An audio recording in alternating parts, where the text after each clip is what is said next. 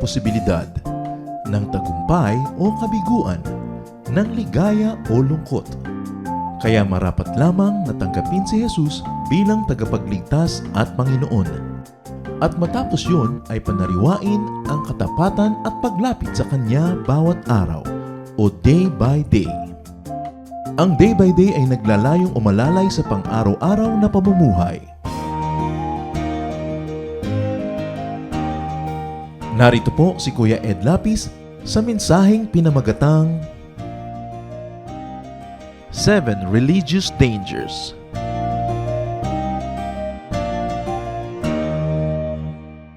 Sabi po sa Matthew 7 verse 15, "Watch out for false prophets. They come to you in sheep's clothing, but inwardly they are ferocious wolves." Isang common reminder sa mga anak ng Diyos, pag-ingatan ng mga bulaang mga magtuturo, mga bulaang mga propeta, na sila'y nakaanyo at na nakabihis na parang totoo, subalit sila ay mga mababangis na mga kalaban. Infidelity, atheism, non-religion can be dangerous. But religiosity and religion can be even more dangerous because it is through sheep's clothing that wolves make their most horrible deceptions. Kaya po ang ating pag-uusapan ay mga panganib na hindi dinadala ng kitang-kita mo at alam na alam mong mali, kundi mga panganib na nagbabalat kayong tama sa pangalan ng relihiyon. 7 religious dangers. Heavenly Father, thank you. Thank you for your goodness to us. We pray that right now, as we quiet our hearts before you, you may speak powerfully and that you may lead us unto greater knowledge of you. Deliver us from falsehood and lies, and let your light shine upon us. Let your truth redeem us and save us and protect us from all the wiles of the evil one. Speak, walk in our midst, accomplish your purpose, do your will, protect us from works of evil men and evil spirits, and accomplish only your noble, your perfect, and your very beautiful intentions for us. We surrender our will to you. We give you undivided attention. Speak, God. Use your servant only as your mouthpiece, but be the true source of all wisdom. In the name of Jesus, our Lord and teacher, we pray. Amen. 7 religious dangers. Beware of self-serving teachers. Yan ang unang-una nating dapat pag-ingatan, mga mangangaral, mga nagtuturo na tanging ang sarili lang naman nilang kapakanan ang dahilan kung ba't ginagawa nila ang kanilang ginagawa. You who seek God, you who practice religion, and especially you who make religious sacrifices, beware of self-serving teachers. Napakaraming abuso ang nagawa ng tao sa ngalan ng Diyos. At napakaraming pagpapahirap, pagsasamantala sa kapwa ang ginagawa ng ilan sa ngalan ng Diyos at sa balat kayo ng relihiyon. Luke 20 verses 46 to 47. Beware of the teachers of the law. They like to walk around in flowing robes and love to be greeted in the marketplaces and have the most important seats in the synagogues and the places of honor at banquets. They devour widows' houses and for a show make lengthy prayers. Such men will be punished most severely. At yan ang paalala ng Panginoon.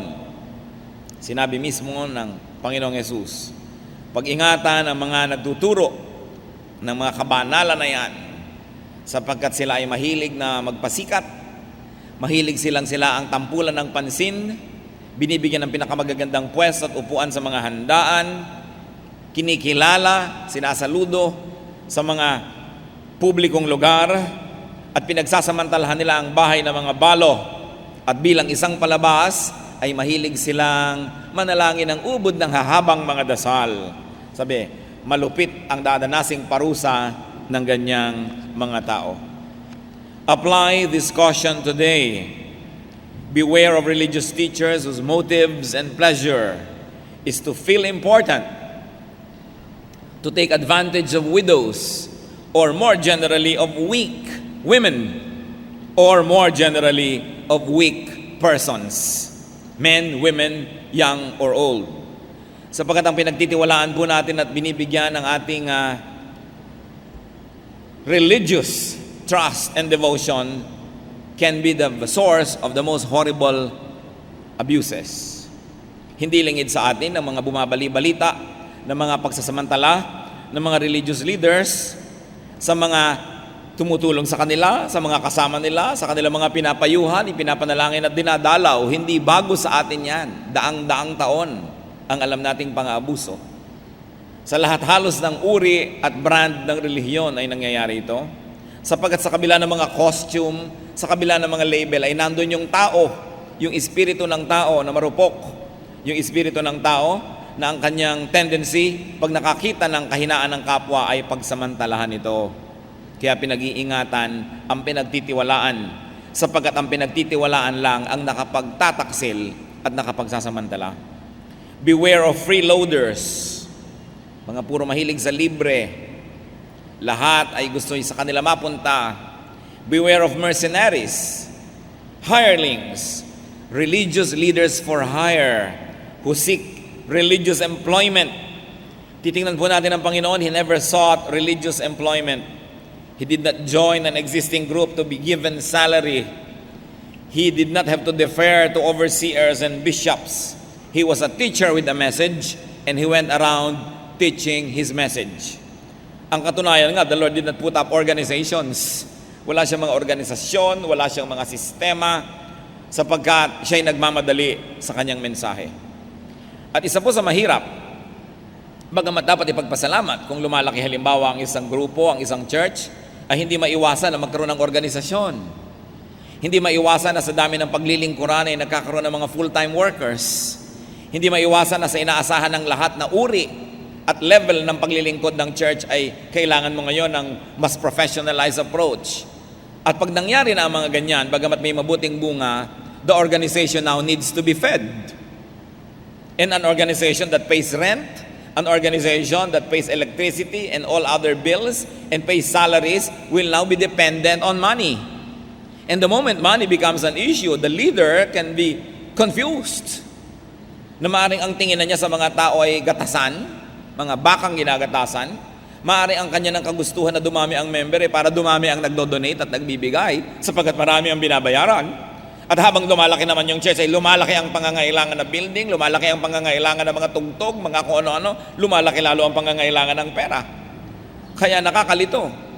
Kaya ipinapanalangin natin lalo ang mga lumalaking churches dahil lumalaki ang mga pananagutan na talaga namang hindi mo alam linggo-linggo kung darating ba ang iyong kailangan. So it is easy for religious people na maging mukhang pera sapagkat may mga bills na bayarin. Lalo't mahilig ka magpagawa, pagawa ka dito, pagawa ka doon. Minsan 3, 4 na koleksyon na ang nagagawa sa isang meeting, hindi pa rin tama, hindi pa kasya, koleksyon na naman. Mahirap. Kaya napakaganda ng mga fellowship na mga maliliit, yung mga hindi masyadong malaki ang binabayaran. Pag umulan dito, lumipat doon, tumulo dito, lipat doon. Because a big ship cannot make quick turns. Hindi ko alam kung bakit pangarap ng napakarami mga churches ang lumaki. Payabangan ba ito? Palakihan? Kaya gusto? Kasi napakahirap i-manage ng malaki. Kailangan mo ng maraming mga tao. You have to hire many people to take care of people. You have to have full-time prayer leaders. You have to have full-time musicians, full-time singers. At syempre, pag dumadami ang manggagawa, nagkakaroon ka ng mga personal at human problems. Dahil mga tao yan eh. Bawat isang dagdag na manggagawa, may isang ugali, may isang kostumbre. Hindi madali. Kaya dapat ay magpasalamat din ang mga churches na 20 sila, 30, 50, magkakakilala sila ng lubos, masarap ang kanilang samahan. Kung yun ang ibinibigay sa kanila ng Panginoon na growth, ay huwag nilang ambisyonin ng ibang bagay. At ngayon, kung ibinibigay naman sa'yo, dami ka ng dami, kailangan mo ngayon ng wisdom from the Lord how to continue to manage such numbers. At kung yun naman ang itinatawag ng Panginoon at ibinibigay din sa isang kongregasyon, tanggapin din. Pero ang mahalaga, huwag kahit kailan mabulag. At huwag makakalimot kung bakit mayroong pananalig at pananampalataya. Ito ay parang ating asal, ang ating espiritu ay maging lalong kawangis ng Diyos at hindi malayo doon. Sa kadalasan, because of management problems and because of administrative nightmares, Many churches can lose track of what they were there in the first place. Kung bakit sila nandun, what they are there for. And so a lot of prayer and a lot of discernment is needed. Watch and be careful about self-promoting religious leaders. Beware of false prophets and also beware of false prophecies. Sa mga mapaniwalain, sa mga mahilig sa mga prophecy, hilig-hilig din yan eh. Merong mahilig, may hindi. At meron naman talagang prophecy, naniniwala tayo niyan, kaya lang napakarami ay fake. Kaya kailangan ay sobrang pag-iingat. Matthew 7:15-16, sa bibig ng Panginoong Jesus, watch out for false prophets. They come to you in sheep's clothing, but inwardly they are ferocious wolves. By their fruit, you will recognize them. Paano daw makikilala ang mga bulaang propeta at mga huwad na mga nagtuturo? Tingnan ang bunga. Anong unang fruit ang tinitingnan natin? Fruits of righteousness. Siyempre, kung totoong galing sa Diyos, may kabutihan, may katuwiran. You don't look for perfection. Kahit naman ang mga pinakamahuhusay ng mga propeta sa Biblia, may mga lamat din at mga pagkakamali. Pero humahanap ka ng general trend of righteousness in his or her life. Pero ang mahalagang fruit na tinitingnan sa prophet, mga kapatid, reliability of prophecy. Kailangan yung kanyang mga sinasabi, lalo't ito'y may kinalaman sa mga mangyayari pang mga bagay, kailangan 100% accurate. Kailangan natutupad. Paano ba nalalaman daw ang huwad na propeta? Deuteronomy 18:21-22. How can we know when a message has not been spoken by the Lord? Kasi maraming mga taong, thus saith the Lord, sabi sa akin ng Panginoon, kinausap ako ng Diyos. Napakaraming ganyan. How can we know when a message has not been spoken by the Lord? If what a prophet proclaims in the name of the Lord does not take place or come true, that is a message the Lord has not spoken. The prophet has spoken presumptuously. Do not be afraid of him. Kapag daw ang sinabi ng propeta ay hindi natupad, hindi galing sa Diyos yun, mapangahas, mapagbalat kayo ang propetang ito, huwag siyang katakutan sapagkat hindi niya kinakatawan ang kalooban ng Diyos. So beware of excuses and palusot when prophecy fails. Alam niyo naman, may magpa-prophesy, hindi natupad, kayo sisisihin. Hindi kasi kayo nagdasal hindi tuloy natupad. Hindi kasi kayo sumunod hindi tuloy natupad. May kasalanan kasi kayo, hindi tuloy natupad. Kung kalooban yun ng Diyos, may kasalanan ka't wala matutupad yun, magdasal ka't hindi matutupad yun. Palusot ng mga bulaang propeta, iba ang sisisihin dahil hindi natupad ang sinasabi nila. False prophets and pseudo-prophets have stubborn hermeneutics. They have self-serving interpretation. They see what they want to see. Kung natupad, tama sila. Pag hindi natupad, tama pa rin sila kasi meron silang excuse. And they see what they want to project. Naging blue blessing yan, naging green blessing yan, naging yellow blessing yan. Kahit ano mangyari, hindi na siya mali. Beware of such interpretation. Again, beware of self-righteous teachers and teachings. Bakit natin pinag-uusapan ng mga ganito, mga kapatid? Sapagkat ang mga pinakamalaking dayaan ay hindi nangyayari sa kalsada, hindi nangyayari sa mga money changers, hindi nangyayari sa palengke at mga maling timbang. Ang pinakamalalaking dayaan ay nangyayari sa pangalan ng relihiyon at sa pangalan ng Diyos na mali ang paggamit ng marami. Kaya kailangang bukas ang mata, lalo't kayo mahilig sa relihiyon, mahilig sa Diyos at mahilig maghanap ng mga espiritual na bagay. Siyempre kayo ang kandidatong madaya. Kaya kailangang buksan ang mata at maging mapanuri. Matthew 23:27-28, Woe to you, teachers of the law and Pharisees, you hypocrites. Nakita niyo po ang salita ng Panginoon dito, mga mapagbalat kayo kung sino pa yung mga leader at mga teacher. On the outside, you appear to people as righteous, but on the inside, you are full of hypocrisy and wickedness. They make themselves look good by making others look bad. Isa po yan sa mga pagkakakilanlan sa self-righteous teachers. Para lang mapataas ang sarili, pinapababa ang iba. Para pag magmukhaing tama ang sarili, wala nang tinuro kundi kamalian ng iba. Para mapuri ang sarili, pinipintasan ng iba. Tulad nitong binabanggit sa Luke 18:11. The Pharisee stood up and prayed about himself. God, I thank you that I am not like other men, robbers, evildoers, adulterers, or even like this tax collector. Makita niyo po yung panalangin na ito. Hindi na lang magpasalamat sa grasya ng Diyos na siya'y pinagpapala at pinapatawad, ididiin pa ang kapwa. At sinong mahilig gumawa niyan? Hindi naman yung mga makasalanan Alam niyo kung sino mahilig magdiin ng kapwa? Hindi yung prostitute, hindi yung smuggler, hindi yung drug pusher. Ang mahilig magdiin ng kapwa, yung religious leader and teacher. Ididiin ng iba. Ididiin yung ibang grupo doon, ibidiin yung ibang grupo doon. Ang may sakit nito ay mga relihiyosong tao. Kaya nakita niyo po ang Panginoon, pagka ang kanyang kaharap ay mga nagkasala, nagkamali, nahuhuli sa pangangalon niya, mga nagbibili ng laman, mga tax collector, He has nothing but tender words for them. Because these people had no pretenses about their sin. They knew that they were sinners. Pero ang mga pinakamaanghang at pinakamasasakit na salita ng Diyos ay para doon sa mga religious leaders na nagpapanggap na sila ay mas marunong, mas malinis kaysa iba. Subalit punong-puno ng mga kabulukan. At kung minsan naman, ang kongregasyon din ang masisisi kung bakit ang mga religious leaders ay nabubuhay sa pagbabalat kayo. Because we don't allow our leaders to fall. We don't allow our leaders to be human. We don't allow our leaders to have imperfections. Pag may nabalitaan ng pagkakamali o nakagalit ng pastor ang kanyang asawa o may anak itong drug addict o may anak itong biglang nagbuntis, wala, tatanggalin na sa posisyon. So nagpapanggap tuloy ang pastor na ang kanyang pamilya ay okay and perfect, samantalang hindi naman at tulad din ng iba. Pagka may nalaman ng mga pagkakamali o kaya isang kahinaan ng isang leader, pag-uusapan na at kung ano-ano nang gagawin, kaya nagpapanggap tuloy ang leader na okay siya para hindi niya maranasan ang ganung uri ng pagsalanta ng kanyang mga sariling miyembro.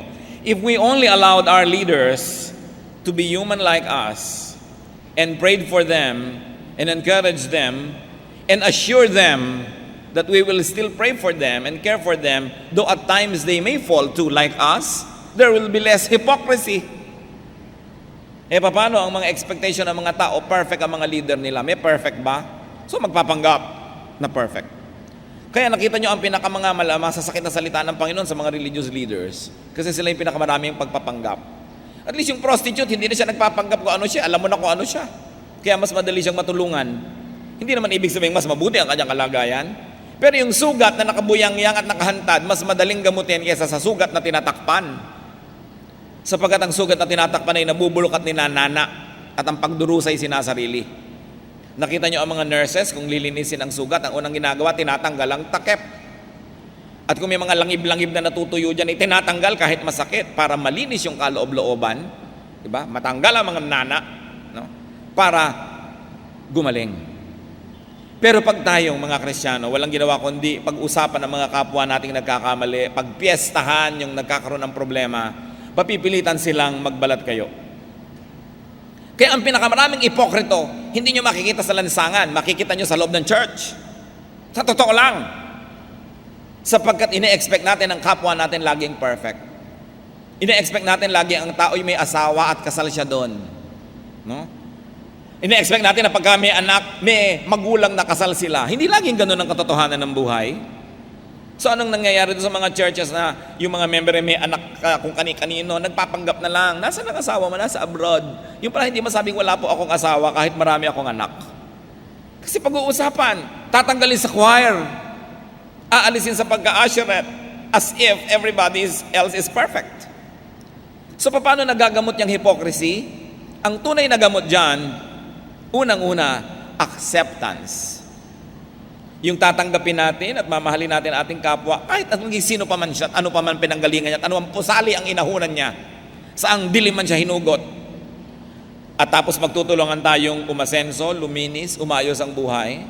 At kung dumarating ang mga pagkakataong nagkakamali ulit, nadadapa sa putik, ay ibangon muli at linisin muli at nagtuloy ang lakaran. Hindi yung nadapa sa putik, tatapakan na, itatanggalin na, hindi nabibigyan ng pagkakataon, pag-uusapan, Kunwari pa daw, ire-restore, tatawagin sa harap, ipagko-confessin sa lahat. Pero dahil pinagchismisan ng lahat, hindi naman talaga na-restore. Wala pa akong nakita ni isa na na-restore dahil hiniya.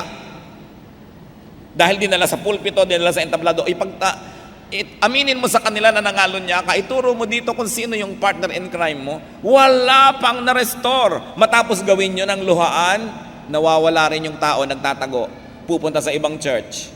Anong gagawin doon? Doon naman magbabalat kayo dahil baka hindi nila naman siya tanggapin. Napakahirap maging kaibigan ng mga Kristiyano. Bakit? May patakaran ang kanilang pakikipagkaibigan. Habang banal ka, kaibigan ka, pero pag hindi na, hindi ka na kaibigan. Hindi ganon ang pakikipagkaibigan ng Panginoong Hesus. Sapagkat tinatanggap niya yung mga makasalanan at siya nakikisalamuha sa kanila. Kung bakit ano ang nangyayari, nakababalaghan sa isang tao na pag naging Bible-believing, Christ-centered, born-again Christian, nagiging self-righteous. At hindi na matanggap ang kapwa kung ito ay may pagkakamali. Hindi yan ang estilo ni Kristo.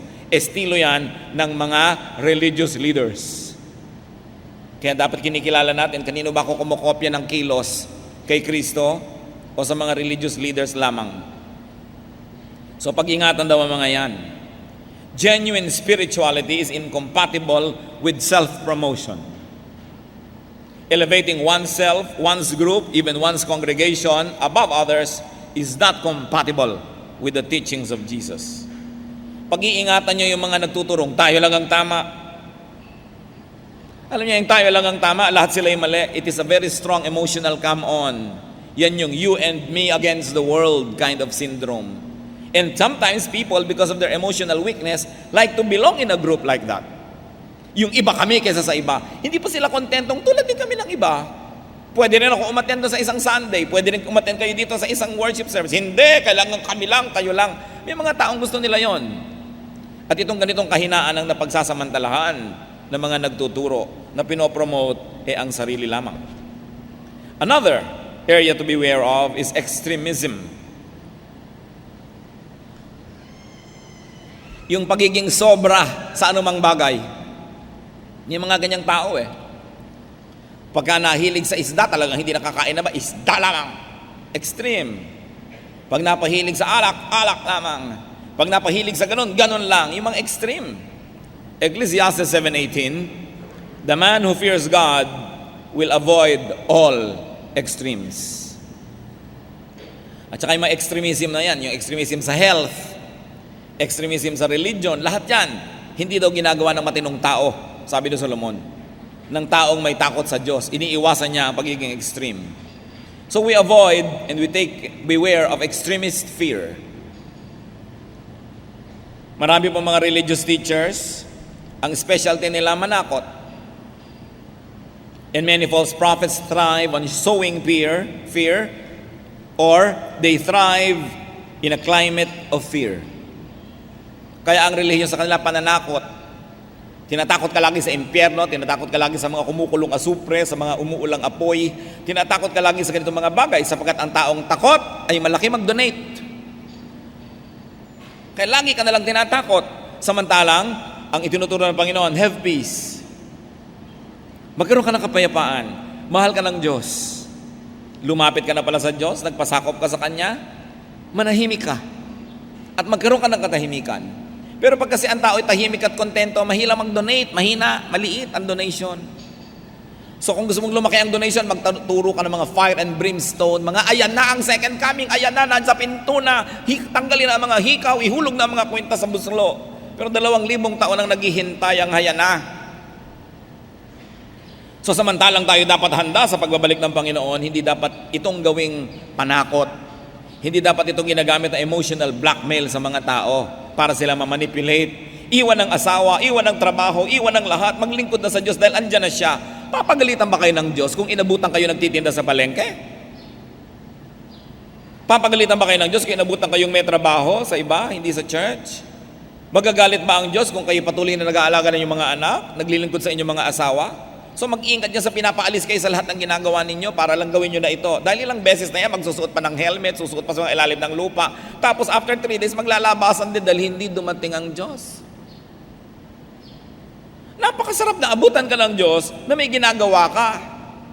Kung ikaw ay nagtitinda ka. Kung ikaw ay nurse ka. Yung may abutan ka, hindi nakaabang ka lang, ayan na yata. Anong katuturan nun?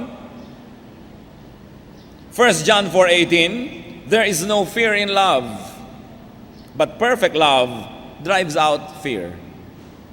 Because fear has to do with punishment. The one who fears is not made perfect in love. So, huwag ipinananakot yung Diyos. Magagalit ang Diyos. Ayan na, magagalit si Lord. Kung minsan ginagamit pa, ayan, magagalit si Pastor. Pastor, eto po. Yung panakot ka ba?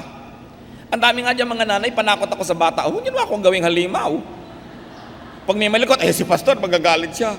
Ba't hindi niyo hampasin niyang anak niyo at akong ipapanakot ninyo sa kanya? No? Pinapanakot ang Diyos. Kaya tuloy mali ang concept ng mga tao.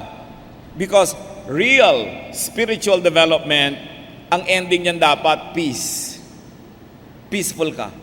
Ba't ka pa nagrelihiyon kung natabuhay ka lang sa takot? Tinatakot ka ng purgatorio, tinatakot ka ng mga impyerno, mga apoy. Ine-exploit ng relihiyon ang mga katakot at hina ng loob ng mga tao. Beware of that. Dapat aware kayo. Extreme judgmentalism is also to be watched. Luke 6:37, do not judge, and you will not be judged. Do not condemn, and you will not be condemned. At syempre, ang pinaka-judgmental, once more, hindi yung prostitute, hindi yung drug abuser or user or pusher. Ang judgmental, yung religious leader. Yung mga religious people, religious groups, yan ang judgmental. Laging i-judge ka, that's a sin, it's evil, you are wrong, pagan yan, syncretic yan, evil yan. Yung kung ano mga label ang ibibigay sa kapwa. Sinabi na ngang, do not judge. At napakahilig na sinabi pa lang ni ganon, yung palang ganong church, ganon, naniniwala ka na agad, ipapamalita mo na, huy, kulto pala sila, ganon. Hindi mo naman suri. Kaya ang pinakamalaki mga kasalanan niya mga relihiyoso. Avoid and beware of extreme separatism. Yung lagi ka na lang na nakahiwalay sa body of Christ. Lagi na lang kayo na lang. Kayo lang ang tama, kayo lang ang magaling. Ephesians 4:3-6. Make every effort to keep the unity of the Spirit through the bond of peace. There is, church read, there is one body and one Spirit. Isa lang ang church. Marami lang mga unit kung saan-saan yan. There is one body and one Spirit. Just as you were called to one hope. When you were called, one Lord, one faith, one baptism. One God and Father of all, who is over all, and through all, and in all. Nakita nyo ang Diyos sa langit ay over all, through all, in all. So nandito siya, nandun siya doon, nandun siya sa iba, in all Hindi lang in us only, in all. So sabi niya, there is only one baptism. Hindi sinabing one form of baptism na ipinagpipilitan na ba yung baptism namin ang tama, yung baptism nyo mali. Hindi sinabing one form of baptism, ang sinabi one baptism representing entry into the fellowship with God and other believers. So isa lang yan. Maraming forms, pero isa lang ang ibig sabihin yan, that you join your spirit with the spirit of other believers and with the spirit of God. And it is a symbol. Hindi mag-aaway-away na naman ang kongregasyon kung yan ba ay pouring, yan ba ay sprinkling, yan ba ay immersion o itinurok sa iyo para talagang pasok sa ugat mo ang tubig. Alin ba talaga? Hindi na yun ang pinagbabakbakan dapat. Masyadong fundamental na mga bagay na hindi na umasenso ang turo dahil hindi na umalis-alis doon.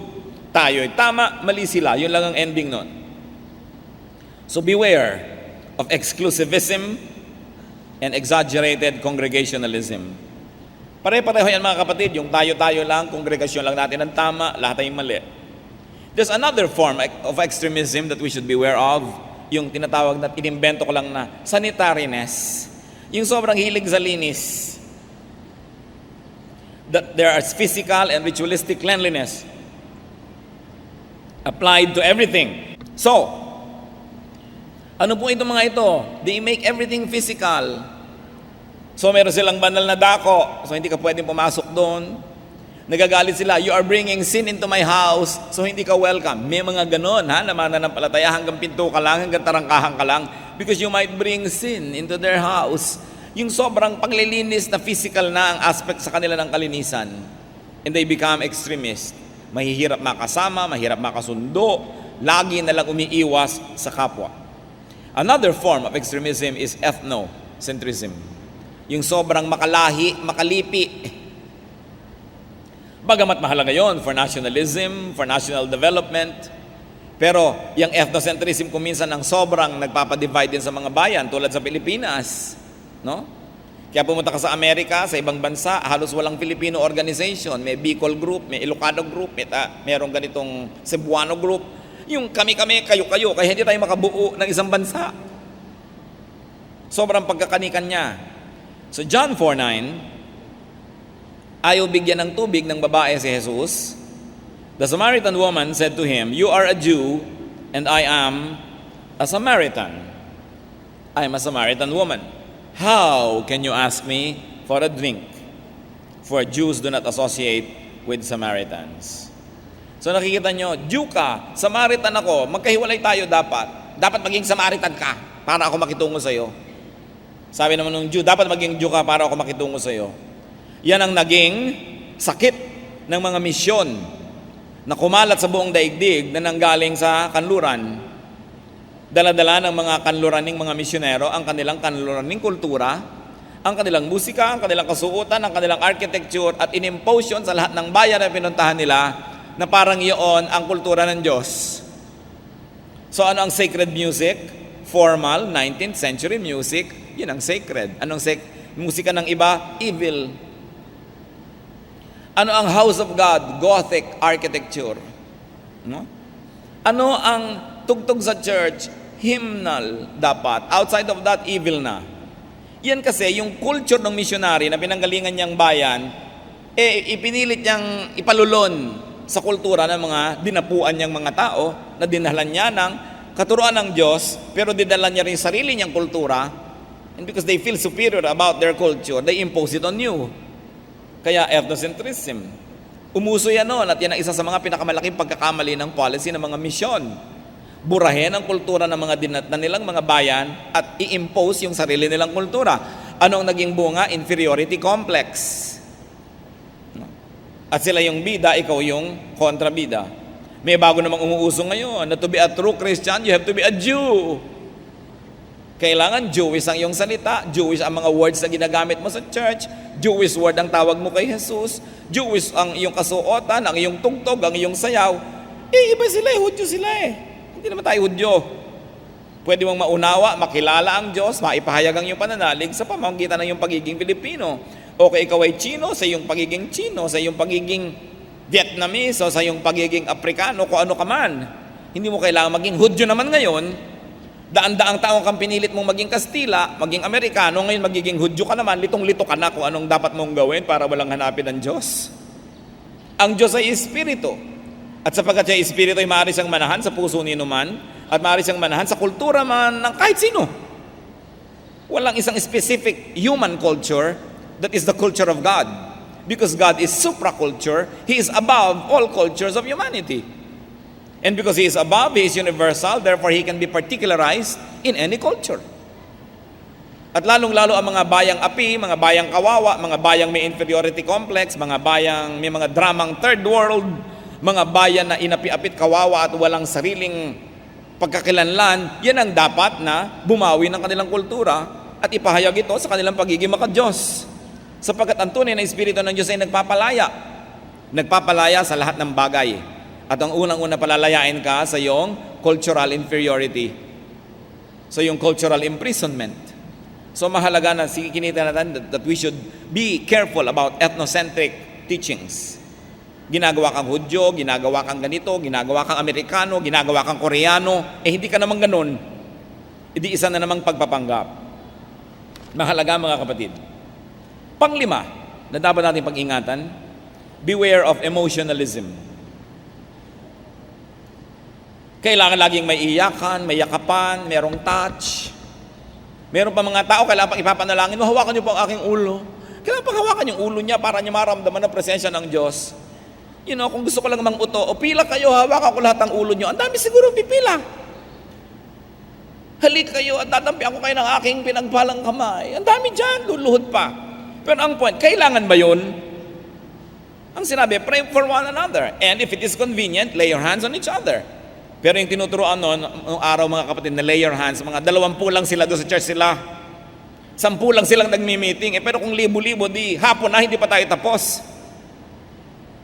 Kaya huwag kayo masyadong emosyonal. Hindi nyo kailangang maghipo para kayo mapagpala. Ang kailangan nyo, ang spiritual na paghipo ng Diyos. Pero yung siyempre mga religious leaders na gustong itaas ang sarili at maging bida, dali kayo, hawakan ko kayo lahat. Because that places the religious leader in the center of the economy. Nagiging mahalaga siya. Kailangang personal nandun siya. Pero hindi kailangan nandun siya. Ang Panginoong Hesus nga tinatawag dahil may papagalingin. Sabi niya, hindi mo na ako kailangan papuntahin doon. Sige, umuwi ka na, galing na yun. Hindi na ako kailangan nandun pa para mangyari yan. But religious leaders always like to be there, like you to be dependent on them. So they will be important. So sa Diyos tayo umaasa, hindi sa religious leader. Tama na ipinanalangin ka, hindi na kailangan nandun pa siya. Gusto po tang nanay ko, hahawakan niyo ang kamay niya para niyo siya ipanalangin. Siyempre, pag uwi mo, meron kang isang basket na papaya. No? So hahawakan mo naman ang kamay ng pasyente. Pero hindi ko kinukonsinti ang mga ganyang arte. Ipapanalangin na lang natin siya, hindi ko siya kailangan hawakan. Ngayon, kung nandun ako, edi hawakan. Gusto ko rin namang humawak ng kamay ng pasyente. Pero yung para maglakbay ka ng kailayo-layo na parang hanggang hindi mo nahahawakan yung kamay niya, hindi siya gagaling. Isang panglilin lang. No? Na naglalagay doon sa religious leader ng sobrang halaga. Na hindi naman dapat. Sapagkat Diyos lang ang mahalaga. Ang mahalaga, nagkakaisa sa panalangin at dinidinig tayo ng Diyos. Avoid emotionalism. Alam nyo ba na may mga kongregasyon, pinapagalitan sa likod yung choir pag hindi na paiyak ang kongregasyon. Sa kanila makabagbag damdami yung awitin. No? Kailangan laging may iyakan. Siyempre, yung iyak ng iyak na bubulag, lumalaki na naman donasyon kasi nahihilam siya ng kanyang mga luha. No?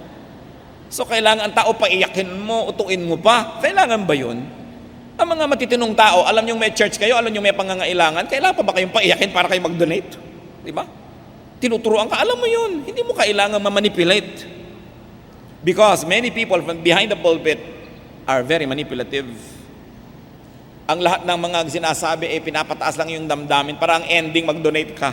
Yun lang ang ending nun. Well, we need to donate to sustain the church. The pulpit must never be used, no, as an emotional leverage for people to cough up the resources. At alam niyong nangyayari yan. Beware of petrification or fossilization. Kala naman natin, biology to. Ano ba yung petrified wood? Ano ba yung fossil? Mga walang buhay. Tumigas na, gano'n na lang, na preserve forever. Iiwasan natin yan sa ating religious life. Yung walang buhay, walang paglago, walang nangyayari. There is non-growth. Hebrews 6:1-2. Leave the elementary teachings about Christ and go on to maturity, not laying again the foundation of repentance from acts that lead to death and of faith in God, instruction about baptisms, the laying on of hands, the resurrection of the dead, and eternal judgment. Nakita nyo, I'm reading from the New International Version. I want you to appreciate the beauty of translation. Because translated another way, this Hebrews 6:1-2 in the Contemporary English Version reads like this. And let's read it. Hebrews 6:1-3. We must try to become mature and start thinking about more than just the basic things we were taught about Christ. We shouldn't need to keep talking about why we ought to turn from deeds that bring death and why we ought to have faith in God. And we shouldn't need to keep teaching about baptisms or about laying on of hands or about people being raised from death and the future judgment. Let's grow up if God is willing. Kita nyo, ang linaw. Kaya mahalaga may binabasa kang malinaw na version. Sabi, tama na yung ganyang mga katuruan at mga pag-iisip. Kailangan na nating umasenso. Kailangan, pagkaya na-save ka na, alam mo na yung salvation, nabaptize ka na, move on. Marami pang ibang subject sa mundo. Hindi lang yan. Introduction lang yan. Alangan namang yan na lang nang yan at pirmi na lang ganun ang ganun. Kaya may mga nagtataka, Pastor, ba't hindi po kayo nag-evangelize? Kapatid, gusto mo linggo-linggo, 20 minutes ako dito na mag-evangelize? Dahil mayroong 5, 10, 20 guest? Paano yung 6,000 dati na? Dudugo na ang tenga nila, linggo-linggo na lang, salvation? So what do? Kung gusto nating maunawaan yan, a-attend kayo ng ating Sunday school na talagang ilan ba? 6 o 12 lesson on salvation yan. Talagang mapupurga ka sa doktrina ng salvation. Mauunawaan mo lubos. Kung naman kung a-attend ka. Right? Pero kung sa pulpito linggo-linggo yun na lang, the same topic, wala na tayong panahon para lumago at lumalim ang ating pananalig dahil yun na lang yun. So mahalaga pag-ingatan din natin yung yun na lang yun. Kasi isa ring panganib yan, hindi ka lumalago. Ang isang tao pag nakakilala sa Diyos, hanggang siya'y bawian ng buhay, dapat hindi siya tumitigil lumago sa pananalig. Dapat laging may dadadagdag, ibang punto de vista. Kung lagi na lang balikan ng balik sa basics, anong panahon? Wala. And so finally, sa listahan natin ngayong araw na ito, another thing to beware of, hindering the work of God in the name of God.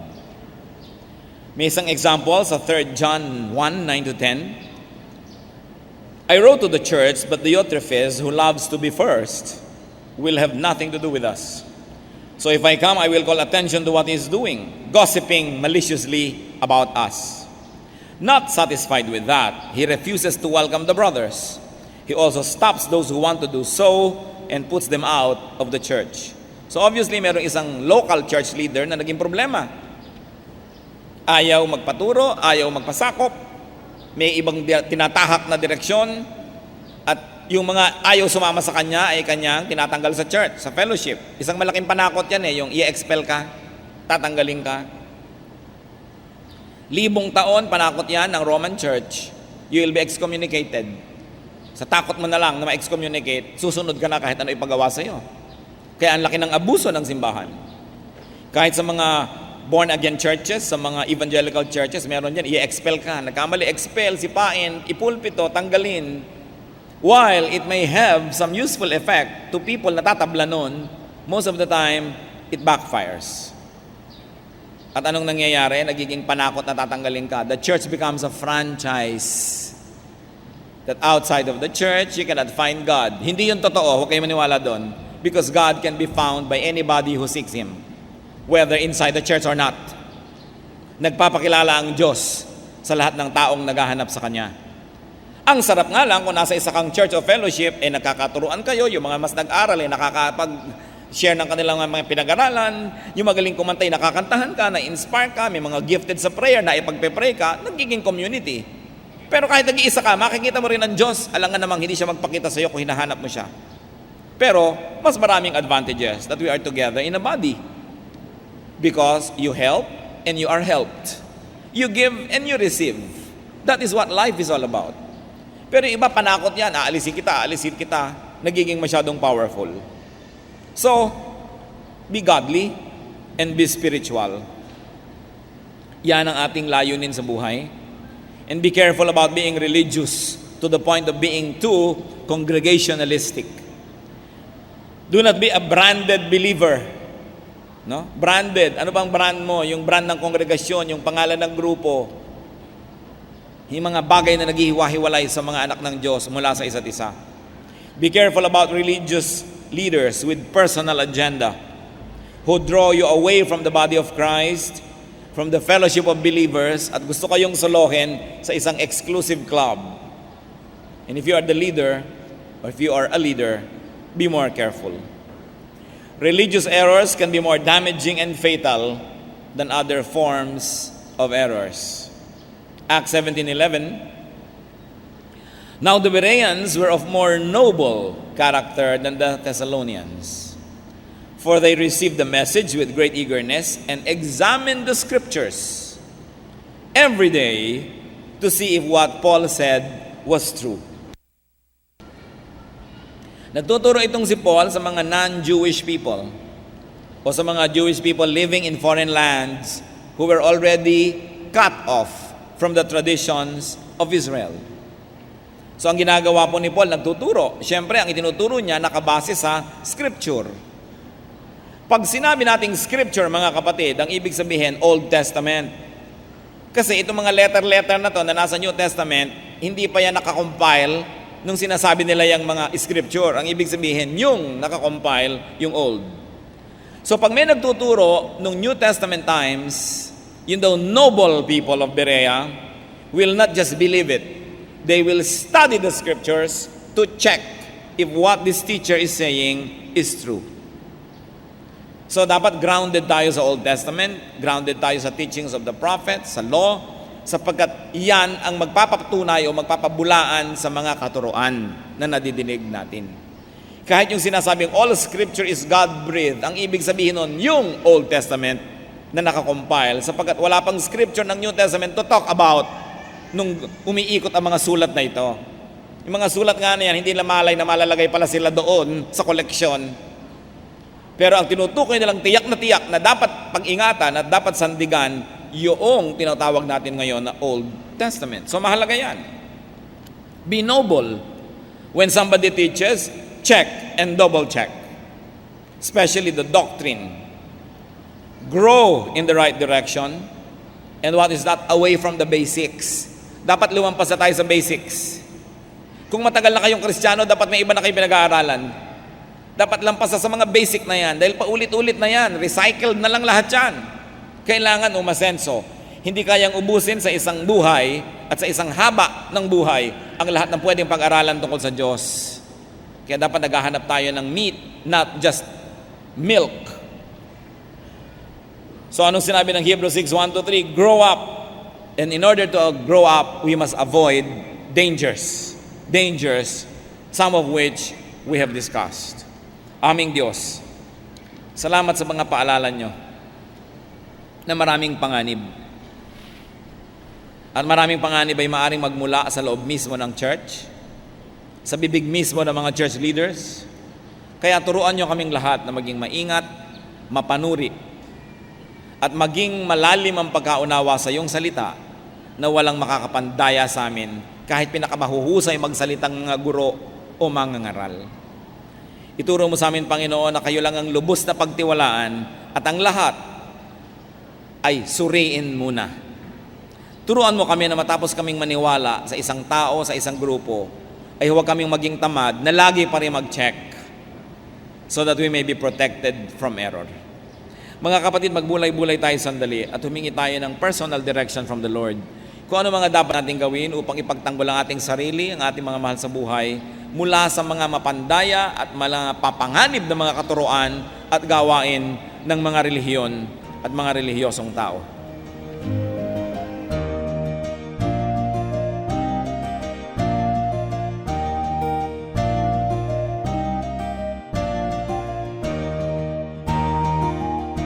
Ang katatapos pong mensahe ni Kuya Ed Lapiz ay pinamagatang 7 Religious Dangers.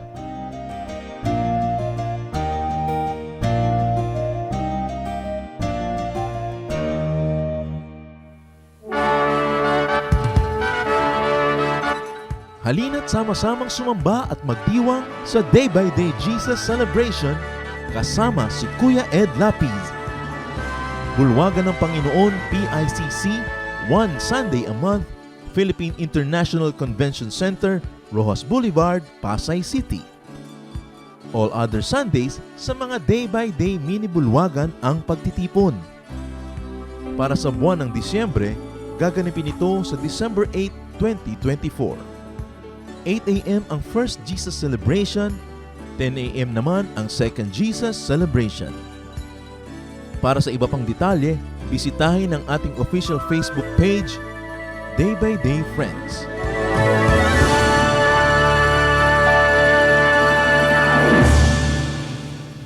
Tayo po ay dumako sa ating hiyas ng lahi. Marami pong hiyas ang ating bayan na dapat ay makilala nating mga Pilipino. At hindi lang makilala, ito ay ating ganap na itanghal at gamitin sa ating pagsambang Kristiyano. Akala kasi ng iba, pag naging Kristiyano na sila, dapat Western na o kaya kanluranin na ang paraan ng musika, ng pananamit, ng pagsamba. Subalit napakayaman po ng ating mga kaugalian na kung atin lamang babawiin sa mga gawa ng kaaway at sa kadiliman magagamit para po sa kapurihan ng Panginoon at para rin sa ikatatanghal ng ating lahi. Sa atin pong hiyas ng lahi ay ngayon ay ating pakikinggan ng instrumentong patatag. Ito po ay isang paglikha ng tunog at musika ng mga kalinga.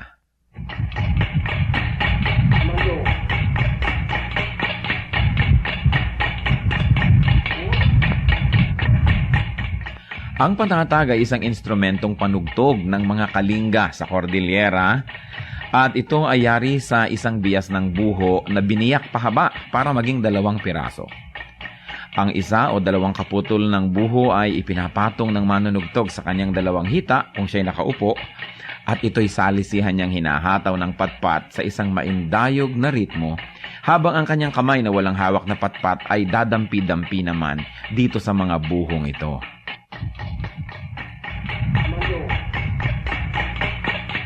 Maaaring sumali ang 1 hanggang 6 o higit pang mga manunugtog na salisihan ang pasok sa ritmo, habang sila ay nakapaghahabi naman ng isang melodya. Ginagaya ng patatag ang mga musikang nalilikha ng gangsa o ang mga mumunting gongs ng mga katutubong Pilipino sa Cordillera. Ang paglikha ng musika sa ating bayan, lalong-lalo sa mga kalinga, ay bunga ng pakiramdaman at pagbibigayan ng isang grupo ng manunugtog. Hindi lang tayo lumilikha ng tunog, hindi lang tayo lumilikha ng musika, patuloy tayong humahabi ng lipunan kung saan ang pagpapahalaga ng bigayan, pakiramdaman ay kitang-kita sa paglikha ng tunog. Sa paggamit ng patatag, ang mga kalinga ay isa-isang nag-aambag para makabuo ng isang melodya. Hindi lang isang tao ang gumagawa ng melodya at ang iba ay para lamang na tagatulong o background, kundi ang lahat ay kasama. Ang patatag ay maaari nating gamitin sa paglikha ng musika para sambahin ng Diyos. Kailangan lang masanay ang ating tainga sapagkat kung bago ay parang tayo'y naninibago. Subalit ang lahat po ng tunog ay bigay ng Diyos sa sangsinukob at marami nga lang tunog ang ginamit ng kaaway ng matagal na. Dapat bawiin na natin at gamitin sa pagsamba sa Panginoong Hesus. Ang patatag ng mga kalinga, hiyas ng lahi, hiyas ng bayan.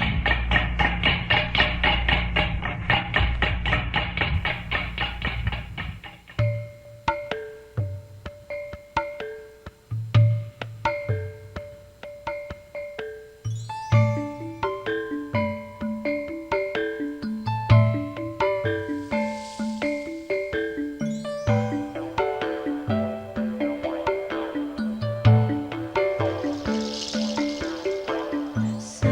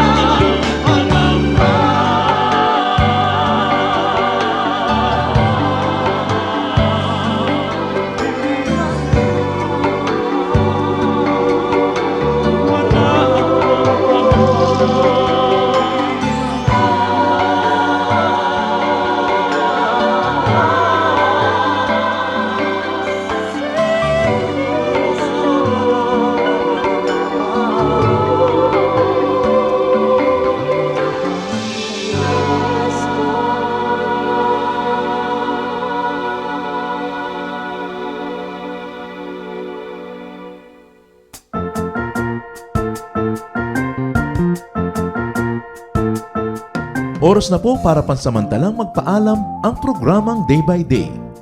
Tayo po'y magsama-sama tuwing ika-6 hanggang ika-7 ng umaga, araw-araw. Magandang umaga po at mabuhay ang Panginoong Hesus!